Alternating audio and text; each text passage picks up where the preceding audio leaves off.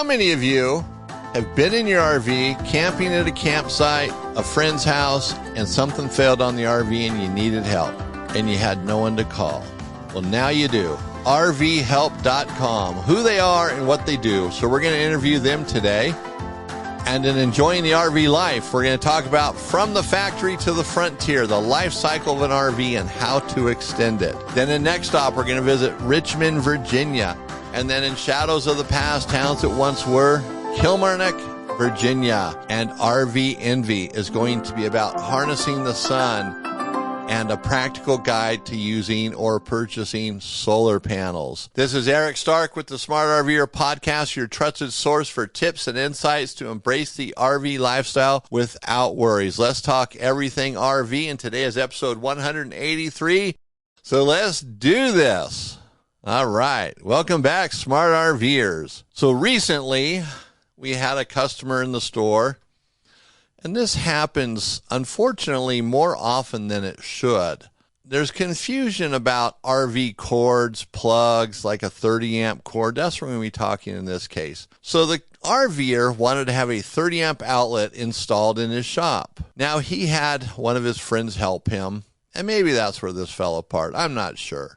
I know they didn't come talk to me first, because I would have prevented them from doing it and creating the headache they created. So they wanted a 30-amp outlet installed in their shop. Now, a 30-amp outlet, just so you know, is 110 volts. It's just 30 amps. And the cord looks similar to some welding cords, dryer cords, whatever cords. These things get confused, and everybody thinks they're 220 volts. Do you see where this is going? Well, the end is electrifying, as they might say. So stay to the end of the show, and let's see if you know what I'm talking about here, what they did and how they went wrong with it. So we're going to get back to the 30-amp outlet installation at the end of the show today. So again, welcome to the show. I'm going to ask everybody to like, subscribe, share. We're on all the podcast channels. We're on YouTube. We have our own website, thesmartrver.com. Ever how you digest our content, we want to thank you and ask that you please share and subscribe with others. We want everybody in the world to know about our little adventure here, what we're doing and how we're doing it and how much you guys enjoy it and how we are helping the RV community. That is our goal, to help the community. Now, enough of that nonsense, pleading, on my hands and knees, begging. No. Enjoying the RV life. We're going to jump right into this. From the factory floor to the frontier. So basically, your RV is built in Indiana more than likely, then it ends up out on the frontier someplace in the United States or maybe even beyond. So what's the life cycle of an RV and how can we extend it? So we're going to dig right into this. We're going to check out your home on wheels, if you will. Every RV ends up being on an epic journey, whether it's one or its entire life. Just depends on who owns it, where they go, and what they do. But somewhere in the lifestyle or a lifetime of an RV, the RV will experience an epic journey. Whether you're with it when it's experiences or not, who knows? You might have sold it before it ever happened to you, right? But that's what RVs are about, having those journeys that are just awesome. It's time with your family, enjoying the great outdoors, enjoying, your bicycles, and you take your RV there. It's your apartment or hotel at night, whatever it is. RVs are absolutely cool. Even if you only use it 2 or 3 times a year and that puppy's paid for, man, it's not worth getting rid of unless you know you're not going to use it. So RVs are absolutely cool. That's my take, and I truly believe that. I don't just say that. I own an RV. I enjoy it. I miss it when I'm not using it. In fact, I sometimes dink around on it just to stay close to it. Even though I work on RVs and do all this stuff related to RVs, I still love touching my RV and having fun with it. In fact, I just put a new air conditioner on it the other day. Replaced the brand new Dometic. Yeah, brand new, 2 years old. I put on a new Furrion Chill Cube. Oh man, it's awesome. What a difference on the cooling. The ductwork actually has air coming through it now because it's an 18,000 BTU, super quiet. In fact, I'm going to have to do a video, not on the installation, but just so you can hear how quiet it is. It's amazing. And hey, I also put on, I forgot about this. I put on, I haven't installed it yet. I just did a little testing with the Valerium power awning switch. And what this switch does is it speeds up the awning time that it takes to go out and come in. So basically my Dometic 9200 awning, 9200, that's their pile of junk power awning. That I need to upgrade. I need to go to the 9100. It's just a better awning. But anyway, so normally it would take 30 seconds for it to extend. This switch on there, 15 seconds. Now, the real cool thing is it took 60 seconds to tract or come in. With the switch on there, it takes 30 seconds. And I like that. So if it's windy out and you need to bring it in, it's not taking you 60 seconds to do so. It's going to be in quicker. Now, these switches are $100 or so. It might not be worth it to everybody. In fact, I'm going to do a video on this showing the difference, timing it, so you can see for yourself.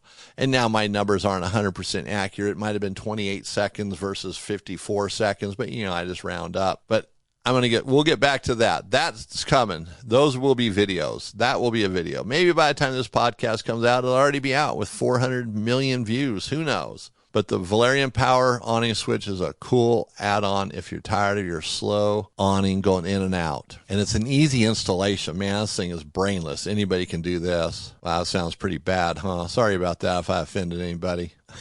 All right, the life cycle of an RV. Got sidetracked there. That should be in the beginning, the intro, as we call it here in the biz. The biz. So, your RV is built in a factory somewhere, hopefully by someone who is a hand-skilled craftsman. They've taken the time. Everything's done right. It's just the perfect RV. And that's nonsense because so many of them come out of the factory just with so many problems today. And that sounds really bad in itself. But, man, you know what? You work past some of these problems just like everybody does. It's annoying.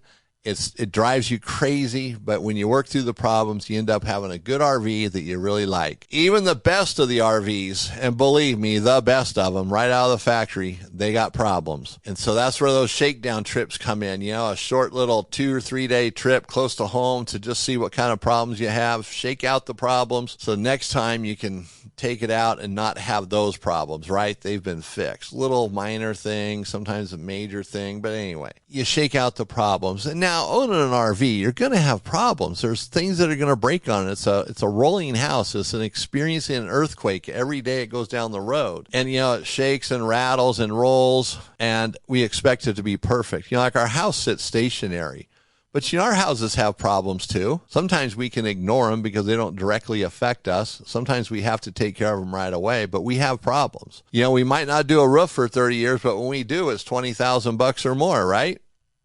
You're not going to spend that much on your RV in 20 years. Well, probably not. Hopefully not. Hopefully your RV doesn't have those kind of problems. Now, some people will just replace stuff. The air conditioner starts getting weak. They're not even going to hesitate. They just put a new one on. Okay, so that can add up quickly. Refrigerators, start doing stuff like that. Kind of how I roll. Hate to say it. I don't like messing with it. Just put in new and have a new problem. Oh, that sounds negative. It's been a long day already, and sometimes I just get a little loopy. But let's get back to reality here. So what you want to do to really enhance the life or the life expectancy of your RV, it's all about maintenance. Having an RV, definitely has its perks, its benefits, the coolness of it, be able to go places, do things. You can just, on a Friday night, hey, let's go out of town, and you can go camping for the weekend. It's that easy. You don't have to worry about finding a motel room, a hotel room or anything. You can just hop in your RV and go, and you can sleep almost anywhere in them. But along the way, to make it last, to something that's going to be around for decades in good shape, take care of it. And the first thing I say is if you can keep it undercover, a carport, RV port, a garage, a shop, do that. If you can't, though, maybe an RV cover's the way to go to protect the paint, all the decals and stuff from fading, cracking, falling apart so quick. Not being able to cover it isn't the end of the world. It's just staying on top of it and keeping that roof in good shape and no leaks from the windows, doors, things like that. Leaks are what kills RVs. People don't realize how bad they are. Someone called me the other day, they complaining about the wallpaper in their bedroom was, just coming off. It's just the wallpaper. All we need is have a little bit of wallpaper work done. So he sent me some pictures. I say, that picture looks like there's been water damage. Is there more to this? Because they had the wallpaper stapled back on the side. Can you just pull that wallpaper up so I can see what the veneer looks like? Well, the next picture has the wallpaper peeled back, but the veneer stuck to it. Oh, there's no water damage. Well, that's all 100% water damage. The entire corner was destroyed. So this was not a wallpaper thing. It was a leaking thing. And the guy's just amazed. Well, I don't understand how that happened, you know. Well, you got a water leak. Well, water's come in, but I didn't think it could do that. Well, it could. And I'm kind of knocking the person because to me, it seems like so obvious. You have a water leak, it's going to be a problem. But to a lot of RVers, first-time RVers especially, they don't realize that. And it becomes a problem quickly and severely. Take care of the water leaks. And gosh, I say this in so many episodes. You know, I emphasize that with our customers. Take care of those water leaks. Keep this RV on the road. Because where do RVs go when they don't go anywhere anymore? They go to the side of your house, the backyard, out in that field you have. You just put it out in the corner, forget about it. They don't go anywhere else. They don't go to like this big junkyard. There's a few RV junkyards, I think 2 in the United States that are legitimate RV junkyards. Some yards just have junky RVs in them, but they're not RV junkyards. So you don't want your RV there. Keep it going. Sometimes RVs, when they're maintained, you know, sometimes on the outside, they're not the prettiest looking because they just fade, you know. Kind of like we get old, don't look so good later on in life. Well, RVs are the same way. But it's like a person who's older, they have a good heart, right? Good personality. Well, an RV can be the same way. You open up the door and it's like, wow, this thing's really nice inside. Someone really took care of it. That's what matters. Take care of it. So down the road, when you want to get rid of your RV, you can sell it. Someone will buy it because they can see you took care of it. And they'll do the same thing more than likely. You'll be able to sell it quicker, get top dollar for it, and that's all there is to it. Keep that RV in shape, and it'll keep on the road. It'll keep paying for itself for decades to come. Now, that brings us to our money-saving tip for today. And actually, I don't have one, because we're going to do the interview with rvhelp.com. So I thought I would save a little bit of time. Some of our podcasts go long with these interviews. They go long sometimes anyways. I just talk too much. I'm trying to get them back into a more under an hour. So no money-saving tip today. But there will be an article for it on our website at thesmartrver.com. We will definitely have one on the website because money-saving tips are very important. So now that's going to bring us to staying on the road and the interview with RV Help. All right, so here we have Heath Paget from rvhelp.com, and Heath is going to help us today to understand exactly what RV Help is. I've talked about it briefly. I've kind of built it up, but now we have Heath, and he's the CEO, and he's going to explain this in a way I never could because it's his company, it's his baby, and he loves it, man. Well, actually, I love it too, and it's not even my baby. But anyway, so welcome to the show, Heath. It's great having you here today. Thanks, Eric. You come from a RVing background, as we've talked about, so you have experienced it out on the road, traveling, you've been to campgrounds. What do you think one of the biggest frustrations you faced with RV repairs while out on the road is? Are you just asking for one? Yeah, just one. Okay. I would say just being able to find somebody trusted who I could call and quickly be able to get service on my RV. That's probably the biggest one. Is that what helped inspire this platform, rvhelp.com? We were chatting before the show, and I was telling you we've had several RVs over the years. So our first ones, we had to DIY because it was a 20-year-old rig. So I would have benefited from your show greatly because I had to climb on my roof, replace parts in the bathroom, and do things I didn't know how to do, which was good for learning. And then we bought a newer rig, and I thought all these problems will go away now that we have a brand new Winnebago. And we all know that's not the case when you buy a new RV. There's just as many, if not more, broken things that happen on a new rig. So I remember we bought it from an RV dealership near Austin, Texas, and we would go and drop it off there. And I remember every time we had to take it to any dealership, we would have to call and, ask, what's the status? Where's this RV at? What's going on? And we were full time, and we did that for 5 years. And I just remember thinking, this is, in the moment, I knew it was a painful process. I wasn't thinking, this is a business I want to solve because I'm not a tech. And I remember we used to have to drive it to Forest City, Iowa, where Winnebago headquarters is, because we just got so tired of having to take it to somebody who would work on it and not do a good job or not call us back. And we'd have to wait a long time. And I said, we'll just drive 16 hours. I don't care. I'm an RVer. I'll just drive. 16 hours is not. In hindsight, I recognize that shouldn't have to be the solution for many people. And so And I remember going to the Tampa show back in 2016 and, going to the Louisville show when it was around. And I talked to the manufacturers and I'd say, what do you think the biggest problem or pain point in the RV industry? And everyone would say service.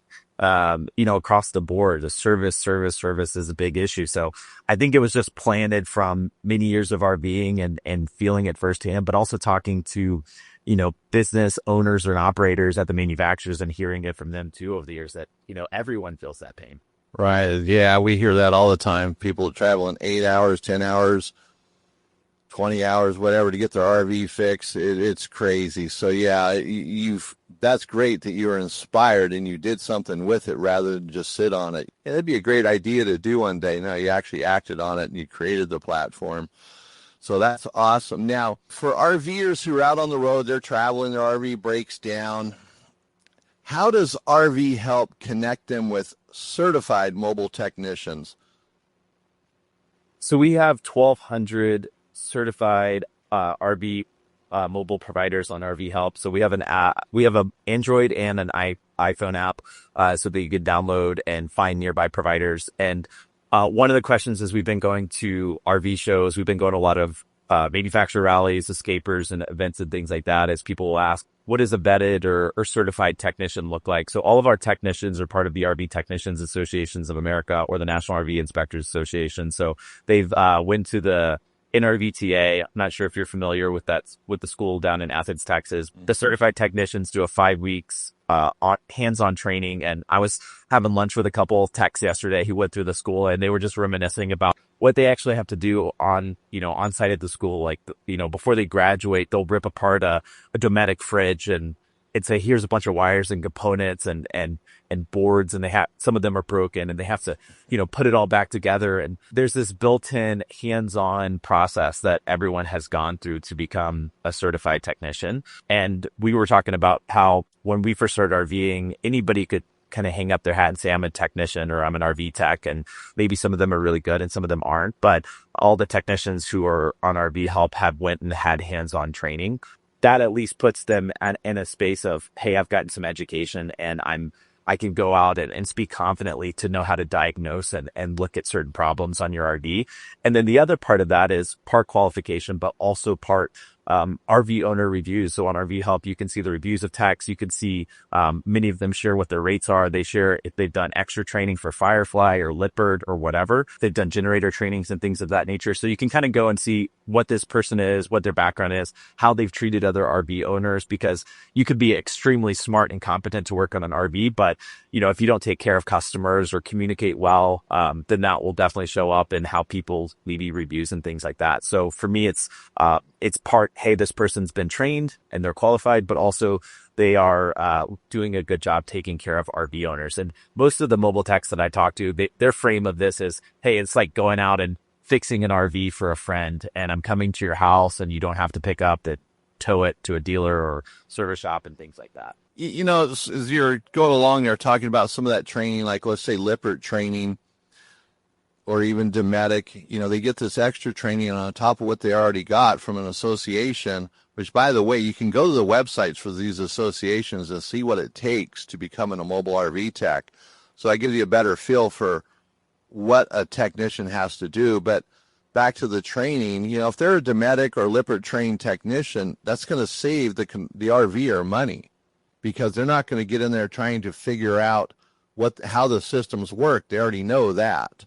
So they're in and out quicker, which is a bonus for having a technician work on your RV, because a lot of technicians, they have to kind of start from scratch there. Well, let's see, what's this do? What's that do? But when they're trained by the factory, they already know what it does. So that's great. So these are great points that you're bringing out here to really help RVers understand the benefits. Now, would you say that your mobile or the mobile techs that you guys have on your platform, would there be an advantage to using them over a traditional repair shop? Well, I would say that, first of all, it depends on what your needs are. So if you have a big issue on, first of all, most all the technicians on RV Help are really working on the house. They're not working on, some of them have a background as a mechanic and things like that. So that's not true across the board. It depends if you're having an engine issue and things like that, you're going to probably want to take it to Ford or whoever makes your chassis. If you're sitting at a campground and you're a full-timer or you're on a trip and you're just trying to get somebody quickly, I would say that finding a tech on RV Help is a great first solution if you can't DIY it from listening to Eric's podcast and fix it yourself. Just because I would say there's a much more reasonable chance that a mobile technician is going to have availability in their schedule than a traditional service shop. And the part of the reason for that is many of the techs on RV Help are also RV owners as well. So they're traveling from market to market. So a lot of our techs will go to Texas or Arizona or California or Florida in the winter. And then in the summer, they're all over. So they might serve Michigan or Colorado or Montana. And as they change locations, they can update that on RV Help. So they can actually say, hey, I'm scheduled to go to this area in the summertime and I'll be there. Versus these service shops are there all the time, which means they have a lot more people booking them constantly throughout the year. But you can only find them on Google, and several of our techs, you might only be able to find them as they update their location as they're traveling on RV Help. So I would just say from an availability perspective, if you can find a technician nearby, you're probably more likely to get faster service that way. Yeah, definitely. That's what I keep hearing around here in Montana and other areas, that mobile techs can definitely get to you quicker. But so that's awesome. And so they have training, everything else. One thing is becoming more popular today is people are having inspectors check out their RV before they purchase it. It's still, I don't think it's done enough, because I always hear I got such a great deal on this RV. And then several $1,000s later for things that could have been avoided, it's not such a great deal. So how does RVhelp.com help a potential RV buyer or an RV buyer find that potential RV with an inspector? On RV Help, you can click on find a nearby technician or inspector. And so a third-party inspector is basically, if you're a new RVer, dealerships will do a basic PDI. And so the basic PDI is going to be a short half a page checklist, do the lights work, things very high level. And if you look at the checklist that a third party inspector goes through, and the NRVTA in Texas, they train technicians and inspectors. So all the technicians have went through the same program at the NRVTA, and they have their own code of ethics. So they can't go and inspect something and say, by the way, you need to fix these 25 things. I'll fix them for you. So there's an association that's over, seeing, all these inspectors around the country. But the core value of it is that if you're at a dealership, and I wish we would have done this when we had bought RVs in the past, is they'll go through and spend 5-6 hours with you and, really look through this. And especially if you're buying, I would say any rig, but I was going to say a $150,000 Class A, but now the truck, the fifth wheels are getting that expensive. It's just kind of wild. So if you're buying this type of unit, they'll spend all day there and they'll go through and they'll really give you a thorough checklist of everything that could have possibly, and this is for new and used. And then that way you could give it to the dealer and say, hey, look, this is a great unit. I want to buy it, but you got to fix all these things for me, because otherwise you're going to take it and drive it to a campsite, and then you're going to spend 3 months trying to get back into that service shop probably to get things done. And they have a built-in urgency to fix those things. There's a hit or miss on whether dealers appreciate third-party inspectors coming out, but there's no doubt that our RVers find them valuable, and there is a great value to their service. Some dealerships don't mind. Some actually kind of resist it, and they'll make it harder on the inspector. But the good inspector will do his job, and they're trained for this, and they understand the systems too. It's not like they're just looking, well, the refrigerator doesn't work. They're going to understand why it doesn't work. They're going to have an idea. They're almost trained as technicians in a way. They're close to it. So many of the inspectors on RV Help are also certified techs as well. Okay, there you go. So they have the expertise there. We talk about wholesale warranties quite a bit. They're an RV extended warranty provider for new or used. It doesn't matter. And so they offer inspections, but you pay for it either way. So even if you went through RVhelp.com, had something inspected, and you wanted to get an extended warranty, that inspection would be handy for them. They could look at it, okay, here's what we cover, don't cover. So it's not like it's wasted money either. So no matter what, that inspection will be of great value, especially if you find a lot of problems, or the inspector finds a lot of problems with it. So it's a great way to save money. And this training that you guys talk about, your technicians are all certified.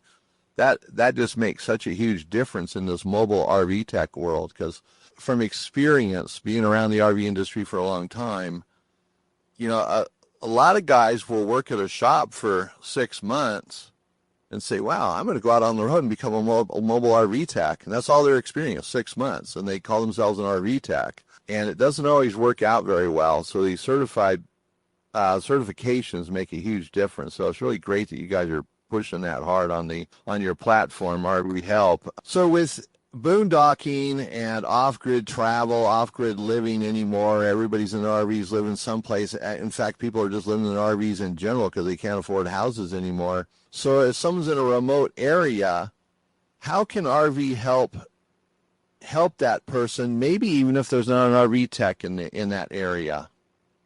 So we have one of the things that we saw were, hey, we have some requests coming in from RV owners, so they'd reach out to us and say, hey, there's not a person in this area. So we created a virtual diagnostic program, and we contract with 10 of our certified techs, and we tried to create a kind of a roster. If you were building a team, you'd say, hey, I need somebody really good at generators or look really good at, jacks. I mean, we didn't get that granular, but the point was we try to cover the gamut. And so we've got 10 techs that we pay to do virtual diagnostic. And so that's part of pro membership and how we make money. So the site RV Help is free. Anyone can go use it to find techs. But if you want that extra peace of mind, we have a few other things that we built. And essentially one of those is the ability to jump on a video call with a tech who can look at it, help you diagnose it, because some of these things can be fixed remotely. Also, many of our techs do basic troubleshooting calls. And so part of the other parts of that is in our pro membership, some of our techs get discounts to RV owners on their service or service call fee. And then we have an emergency dispatch feature as well. So basically, if you've got a stuck slide out or a major issue and you don't have time to kind of hit the phone and call 20, 25 people, you can go to your dashboard in RV Help and click emergency dispatch. And then we send that out to the nearest 20 technicians to let them know that this is an emergency. It's not roadside.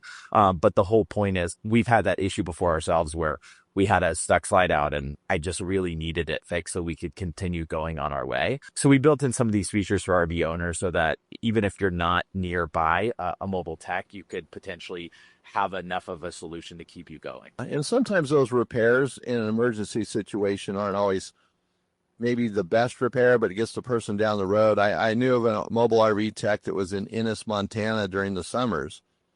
And he said it was like a MASH unit. No one wanted to really, they just wanted to get on the road. So that's all he did. He'd just patch things up and get them on the road. So depending on the situation, that might be what it is. Get you to the next service center or someplace where you can get it repaired properly, depending on what it is. So that's great. So you're not stranded then, because that's what well, I know a lot of RVers feel that way, that, gosh, now I'm out here in the middle of nowhere. What do I do?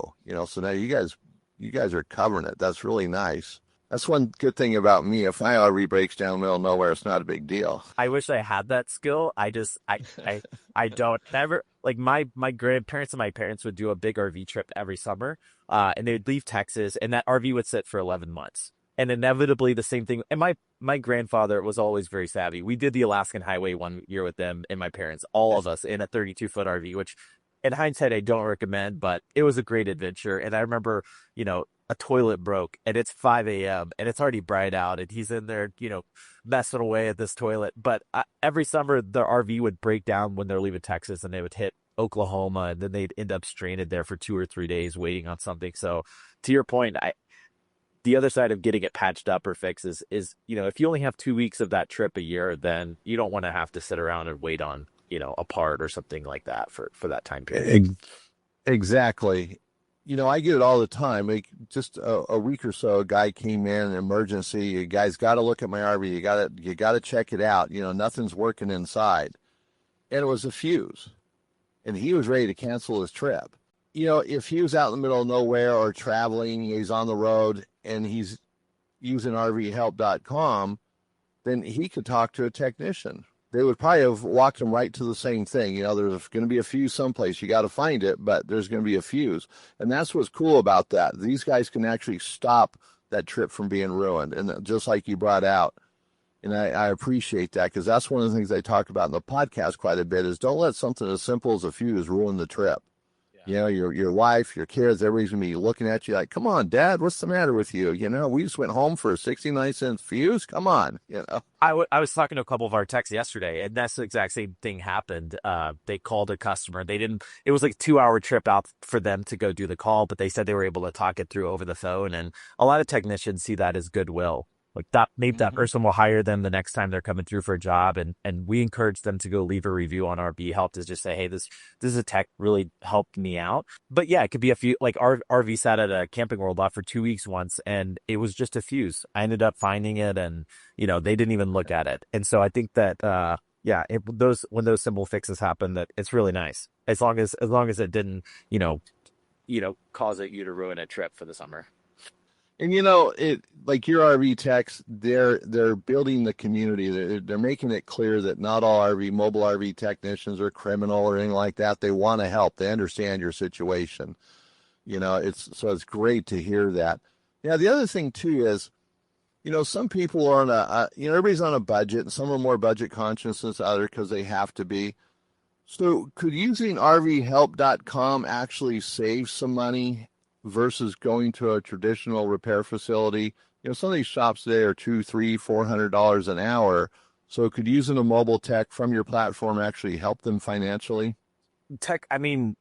Physical dealerships have more overhead, right? They have more staff. They've got bays. They've got more costs. So they really do have to charge more for the most part. It's not to say that all mobile technicians are going to be cheap. And I would actually, the caveat there is that a lot of technicians that I talk to, they'll say, somebody wants me to come fix their black tank or work on it, and they're trying to nickel and dime me. So the other side of this is these are professional small business owners, and also they should be compensated well for their expertise because they're solving big problems for us. So I would say, yes, you can save money by going to a traditional dealership, but also you should try to nickel and dime somebody who has worked hard, paid money to go get their education. RVers get caught up on that service call.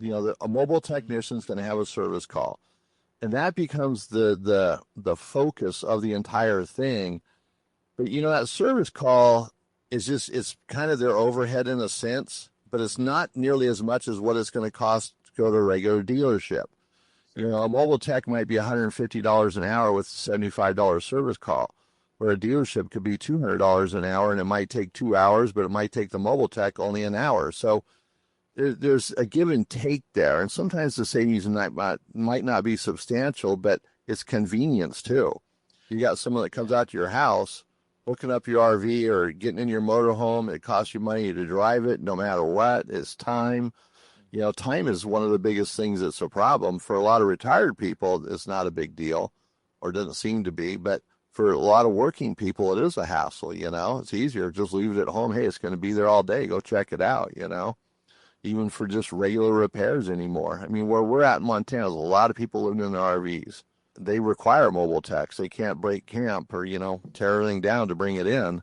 And so they require it. So it's great to know that and actually hear that from you, because you're dealing with this every day. And a lot of RVers don't understand that. It actually could be a better deal in a lot of different ways. So thank you.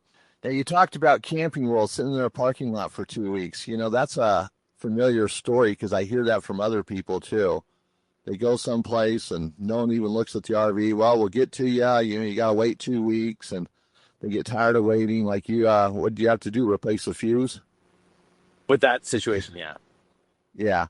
And I've heard others, they come in, hey, do you have this part, for a refrigerator? And we have it. And it's the same thing. They got tired of waiting, and they just go figure it out themselves out of frustration, So yeah, there's definitely some benefits there. So now you guys have acquired RVTAA Tech and NRVIA.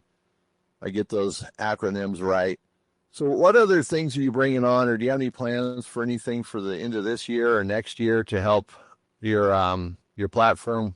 Just as a side note, we didn't acquire, we took over the old tech locator, but those associations are completely different, and they're their own separate entities. But as far as next big things for us, a lot of our technicians all have asked and said, hey, because they're already logging into RV Help and getting their leads and things like that, or changing their location. And so many of them have said, hey, if you guys add scheduling and a CRM and tools for us to run our business, we would use that. And so we've been working with several of our techs to develop a RV mobile tech software so they can run their business, do their invoicing and things like that through us, which will also eventually help with easily being able to schedule appointments, because you'll actually be able to look at availability and time slots for service appointments and things like that. So that's a big focus for us at the moment.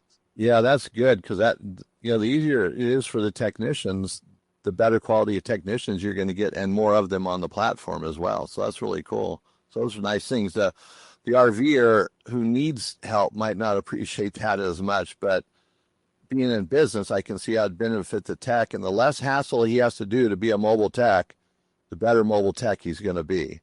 So that's great. That's good to hear. They could handle more appointments. I mean, I think the ultimate long-term game is how can we live in a world where you could get same day or, next day RV service versus having to wait a long time. And, if they're running a more efficient business, they're able to get more people in. And if they can't, if a mobile tech can't fix it, people will just keep learning from you on how to DIY it, and that they fix too. So whichever way. Yeah, I don't think we're putting mobile techs out of business, but we're trying. No, it's that simple thing. If you can fix it and save a trip, man, it's well worth it. That's kind of the thing.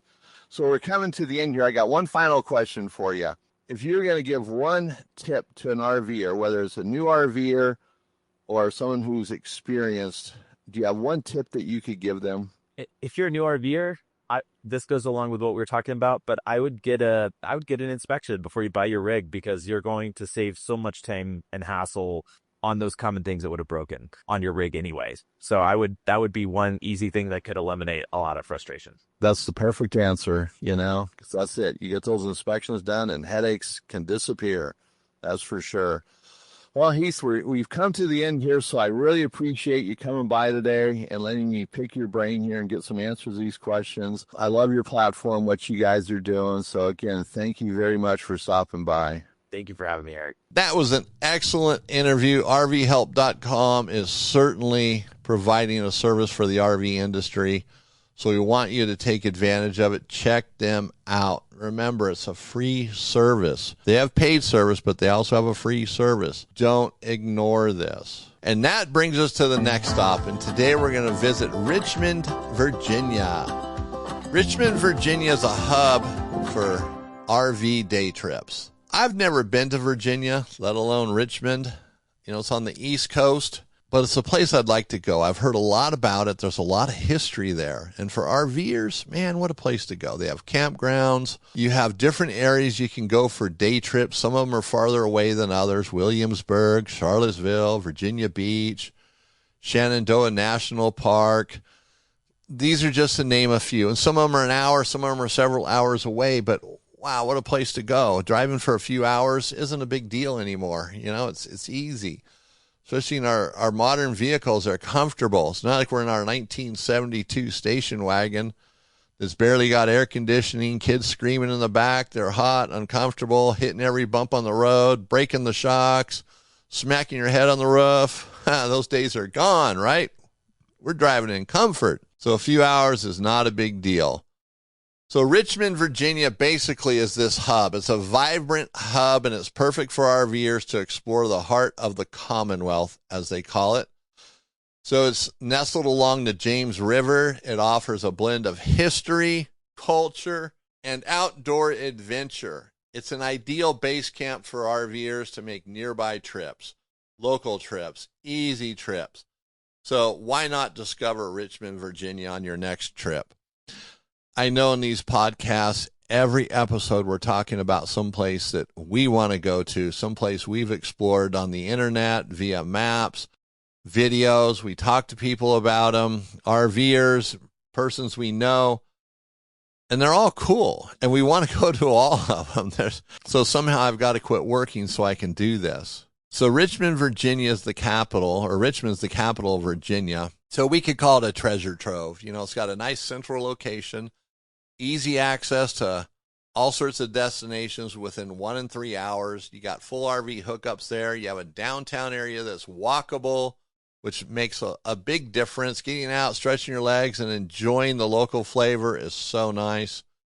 You could call it a tapestry of attractions. You have the Civil War sites. You have craft breweries. It's an urban setting with, I don't know, big city convenience. I'm not sure. It has an outdoor appeal. So it's like so many cool places we've talked about. So Richmond, Virginia, put it on your list. And, we've said it before, and I'll say it again. When you go to the maps and you start looking at these places and start thinking about where you're going to go, you might start out looking at Richmond, Virginia, but you might end up in New York. You might end up in Florida, Georgia, who knows? And that's what's cool about doing this when you own an RV. Whatever time allows and your budget allows is where you're going to go. So your intentions might be one place, but you end up in another place. I do it all the time. I look at a map like, I'm going to go here. And my wife and I end up over there. Or on the way there, we actually change gears. Hey, let's not go here after all. Let's go to this place. We're heading east. Now we're heading north. Happens to us all the time because we look at maps and decide, you know what, let's go here instead. Take advantage of your RV for making those memories. Turn those memories into stories you can tell your family and friends. And you do that by going to places like Richmond, Virginia, coming to our website, looking at the places we recommend because every single one is RV friendly. And that's what's important, is being RV friendly. Now that brings us to shadows of the past, towns that once were. And today we're going to do a little reading about Kilmarnock, Virginia. I hope I'm saying that right. Kilmarnock, Virginia. Kilmarnock, Virginia. So this was once a thriving town in the northern neck of the East Coast, or in that area they call it the northern neck. But it still holds the echoes of its storied past. So let's get into this reading here. This is a place, one of the books or saw in an article somewhere, they described it as a place where the Chesapeake breeze carried the hum of industry, the chime of shop bells, and the laughter of children. That is such a great description, right? All right, so now let's really get into the reading now. I said that a minute ago or a second ago, so let's really do it now. Once a bustling crossroads of agriculture, fishing, small-town trade, Kilmarnock thrived on hard work and water.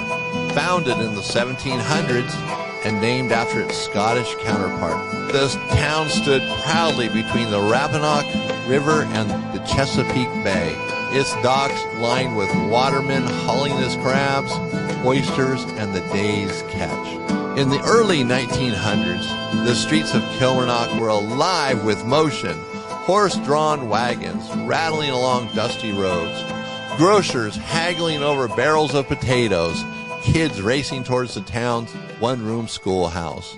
Steamships once stopped nearby, bringing mail, cargo, and news from the wider world. But time has a way of shifting the tides. As the industry waned and roads replaced rivers, Kilmarnock began to slow. The shops closed earlier.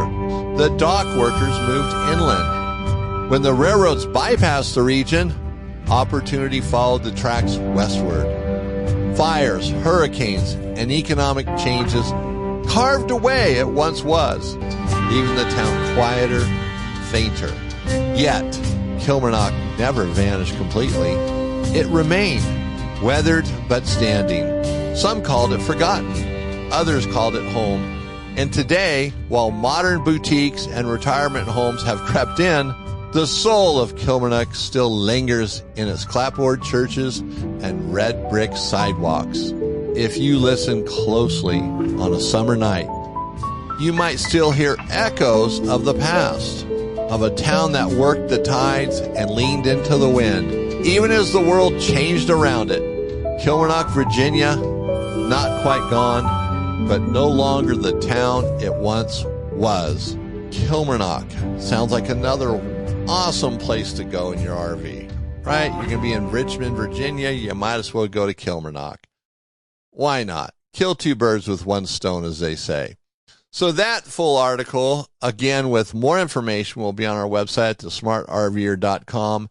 And we hope you like those readings. You know, we add sound effects and do all this stuff to make it a little more lively.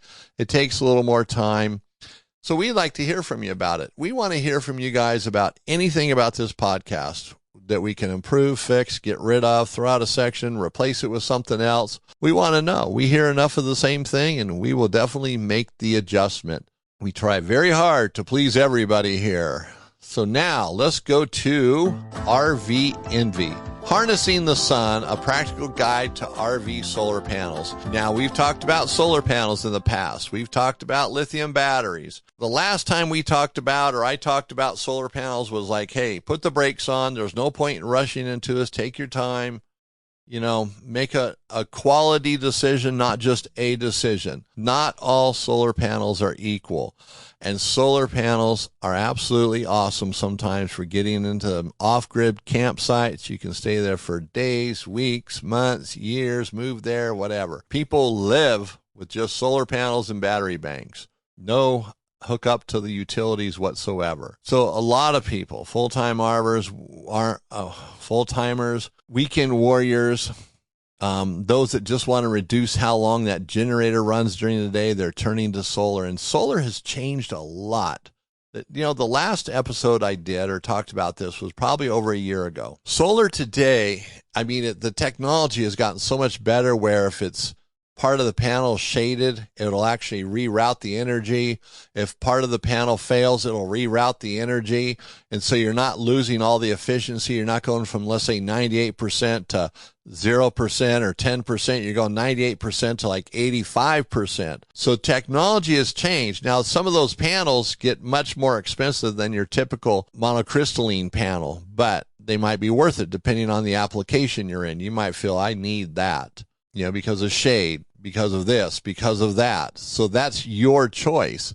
So solar is going to help you extend your RV adventure. It's going to help you extend it beyond the RV park and extend it time-wise if you choose to do that. But if you don't, it's going to help you have a more enjoyable adventure in your RV. Your family's going to be happy the whole time because you're not running out of power. Power is very important when we're out RVing. We don't realize it until it's gone. It's like all of a sudden, So it's there. It's quiet. It's working 24 hours a day, or not 24 hours a day, but it's working during the day. At night it rests, wakes up in the morning, goes back to work, doesn't complain, does what it's supposed to do. Now, there's components to solar, and these are the key components, and that's really what we're going to get into.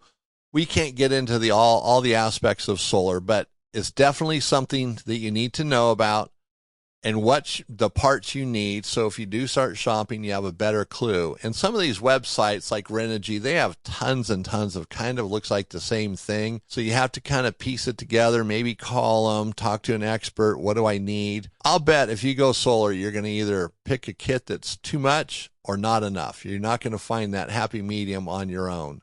You might, but most people like go overkill with it. Or they go super cheap and it's not even going to do what they need it to do. So anyways, obviously you need to have solar panels. You know, you can get a 100-watt panel, you get a 200-watt panel.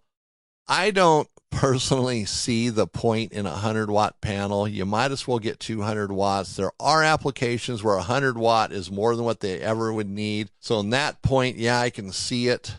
You know, the footprint in between 100 and 200 are almost the same. So like on an RV application, I don't know why you'd want a 100-watt panel. And I'm not saying that like sarcastic. I really don't. Just go 200 watts. The footprint's the same. 100-watt is an older, that's kind of how they've started, 100-watt, and then you get into 200-watt. You know, solar panels have been evolving for years. You know, they haven't always been, well, they haven't been made for RVs up until more recent times. They just happened to work on RVs decades ago, years ago. Now they're made more for RVs, where a 200-watt panel has a footprint that's maybe 2 feet by 5 feet. A 100-watt panel has almost the same footprint. See, that's what I mean. Okay, you're besides the panel, and you're going to have to shop and get what you feel is what's going to work for you. You're going to need a charge controller. Charge controllers come in a couple different flavors. Some of them are flush mount. In other words, you're going to cut a hole in your wall, and it's going to sit in the wall. The wires won't be exposed. You know, all you see is the charge controller. Then you have surface mount ones that attached to the surface. You see the wires coming up to it. It's whatever works for you. It depends on where you're going to run the panel or the charge controller. You know, if it's going to be in the RV, a lot of RVs that come pre-wired, they use a flush mount one, and then you cut the hole and the wire's right there in the behind the wall, and you tie into it. They're very clean looking, but they're out in the open. Where a surface mount might be in a compartment, might be in a cabinet door, someplace like that where you're not going to see it. And then you have a Bluetooth connection or some type of connection to it so you can look it out on your phone, or even a remote connection, a display that remotes to it with a wire. Then you're going to need a battery bank. That's where you're going to store all the power from your solar panels. And solar panels, just so we're all on the same page, they do not run air conditioners. They do not provide 110 volts. They charge your batteries. That's all they really do. They keep your batteries charged. Then when you have your charge controller, your solar panels, your battery bank, you're going to need wire and mounting hardware to make all that stuff connect and work together. Then also you might want to put an inverter in it. See, that's where that 110 volt comes in. An inverter converts DC battery power to AC for household appliances such as your microwave, maybe your 110 volt refrigerator, your TV set. Inverters are not what everybody thinks they are. You can't just buy any inverter and run anything on it. There's different wattage inverters, 2,000 watt, 3,000 watt. If you're trying to run a microwave, a TV, a refrigerator, you're in that 2,000 to 3,000 watt range, and you want it with a built-in charger. An ATS switch, so it switches over. If you plug into shore power and you happen to have your inverter on, it automatically switches over. You don't have to do it manually. You want everything to be automatic. Those you'll forget sooner or later, and that'll cause a serious problem. But inverters are not just, you don't go buy any inverter and plug it anywhere in an RV. It doesn't work that way. A lot of RV owners think that, or they've been led to believe that. It's not that simple. They have to be wired into the 110 volt system, and some RVs are harder to do than others. Some come that are already pre-wired or come with an inverter, which makes that whole chain or that whole process easier because it's already there or pre-wired, and all you're doing is mounting the inverter and hooking up the wires. Still takes a little bit of time, a little bit of know-how for electrical, but it's definitely worth doing. Now, anyways, we're really talking about solar. So there's portable solar, there's roof-mounted solar. Again, it's what you want, what you need, what your RVing lifestyle calls for. A lot of people like, in our area, they like portable because they park under trees to get the shade to keep the RV cooler because they don't have 110 volts to run an AC. So they go with the portable because they can move that out into the sun. Where other people that aren't going to be under the shade and they know they're not going to be, and maybe they don't want to pack something up, don't have the space for it, they're going to mount the panels on the roof of their RV. And yes, you do have to put holes in the roof of your RV, but when they're done right, they don't leak.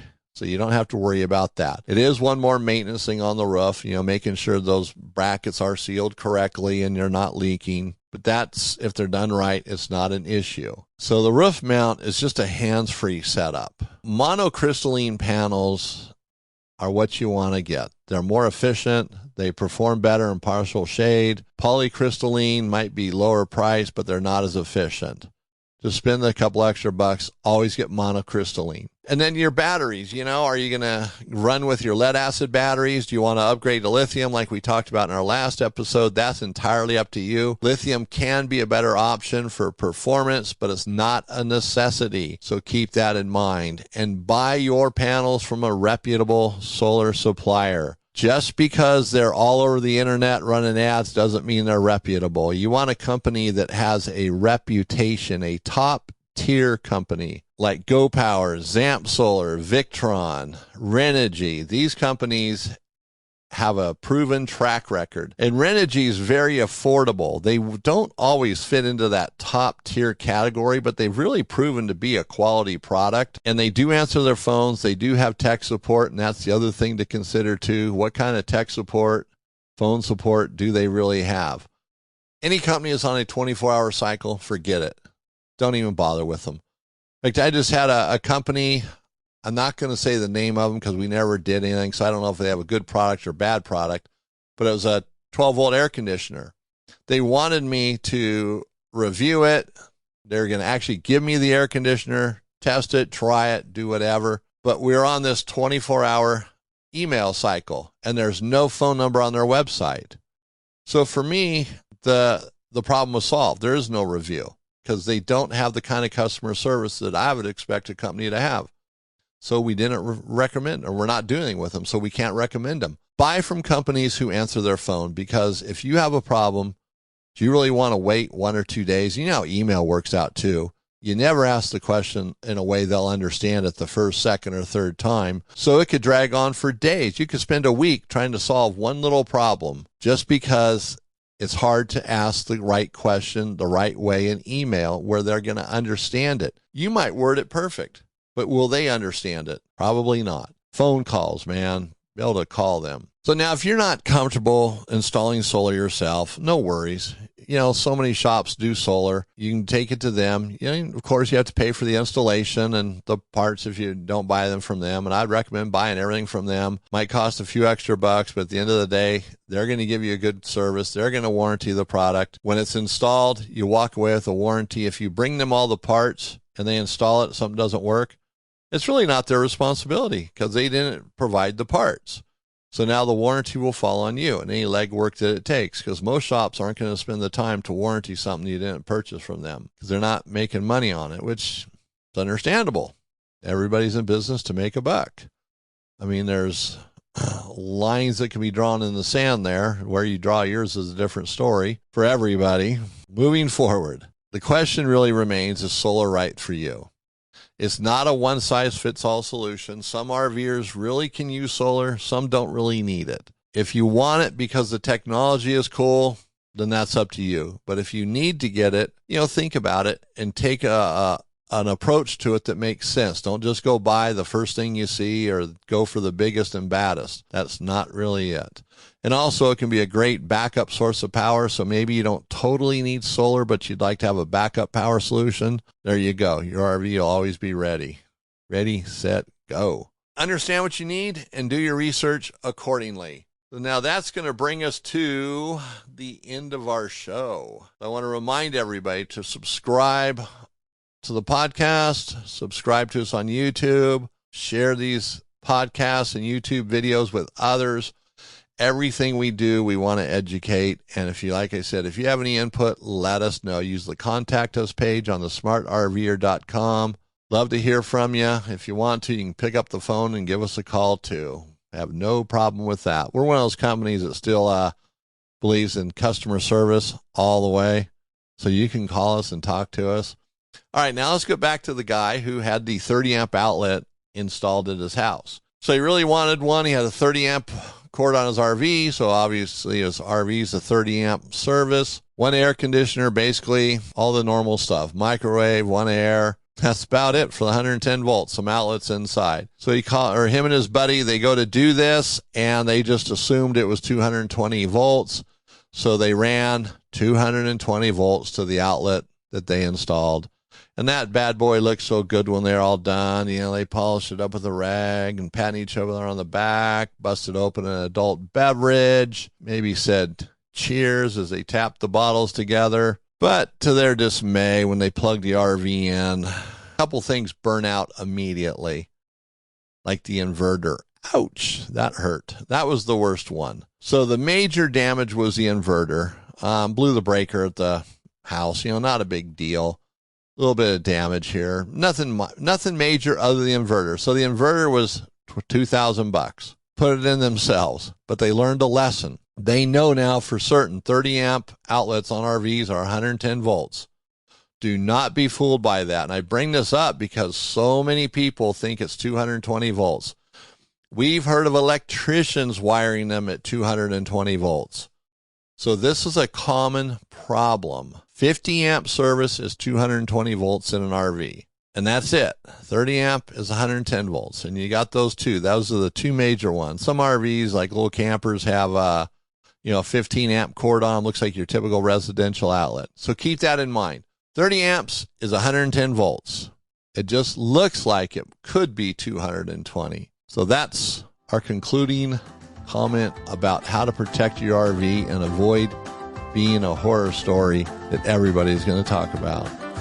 All right, everybody. Thank you again so much for stopping by and listening to the podcast today, watching this on YouTube, ever how you take it in. We appreciate the support, the ongoing support, and you guys staying in your RVs, keeping them up to date, keeping them maintained, and using them and hitting the open road. So this is Eric Stark with the Smart RVer Podcast, your go-to guide for smarter RVing and unforgettable adventures on where? The open road. We'll see you next time.